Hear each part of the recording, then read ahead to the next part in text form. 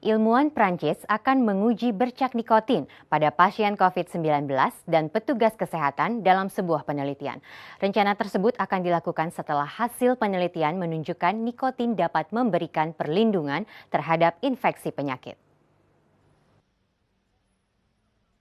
Para peneliti di Rumah Sakit Pitié-Salpêtrière di Paris mengatakan penelitian mereka menunjukkan bahwa perokok kurang terinfeksi virus dibandingkan orang lain dan bahwa nikotin dapat mencegah virus memasuki sel. Spesialis penyakit dalam Zahir Amoura dan ahli neurobiologi Jean-Pierre Sanche menemukan dalam studi pendahuluan mereka terhadap 480 pasien.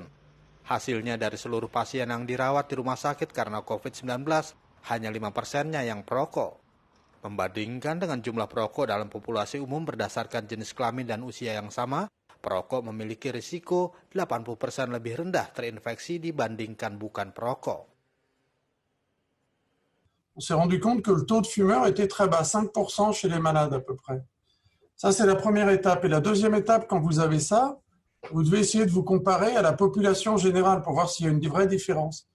Et heureusement, en France, en 2018, on a une étude qui est faite sur 10 000 personnes dans la population générale. Et quand on a comparé avec les gens de la population générale, mais de même sexe, de même âge, on a vu qu'il y avait une différence qui était très, très significative.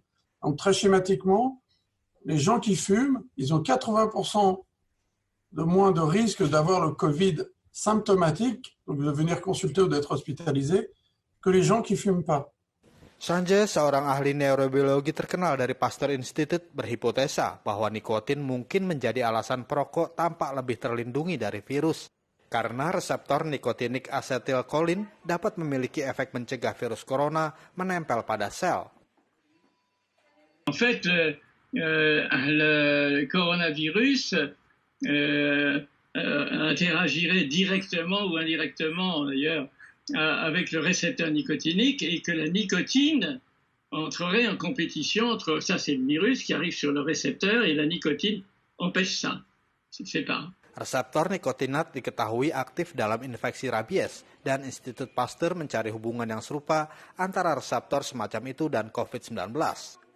Sanche mengatakan gejala COVID-19 yang melibatkan sistem saraf seperti kehilangan indera penciuman, kelelahan, masalah dengan gerakan dan kehilangan kognitif dapat menunjukkan peran yang dimainkan oleh reseptor neuro seperti reseptor nikotinik.